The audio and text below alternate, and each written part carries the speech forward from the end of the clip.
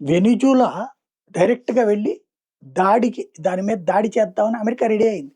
Like మొన్న ఏదైతే ఒక డ్రగ్స్ స్మగ్లర్ పేరు చెప్పి అక్కడ ఉన్నటువంటి బంగారం అంతా అక్కడున్న ఆయిల్ అంతా నొక్కేస్తున్నటువంటి తరహాలోనే డ్రామాలు ఆడటం ప్రారంభించింది.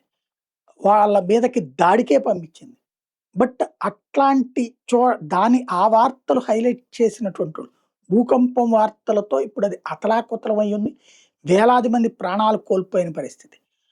అక్కడున్న ఆయిల్ దోచుకోవడానికి, అక్కడున్నటువంటి ఆస్తులు దోచుకోవడానికి అమెరికా తన సైనిక దళాల్ని పంపిస్తే, భారతదేశం మన సైనిక దళాలతో పాటు వైద్యులని, భూకంపాల సందర్భంలో రక్షించడం చేతనైన నిపుణులని వెనిజులాకి పంపించింది. వెనిజులాకి ఇప్పుడు మన రెస్క్యూ టీమ్ వెళ్ళింది. ఆహారం పంపించాం. ఇతర ముందు జాగ్రత్తకు కావసరమైన మందులని పంపించాం. ఇది భారతదేశానికి ప్రపంచంలో ఉన్నటువంటి ఒక కమిట్మెంట్.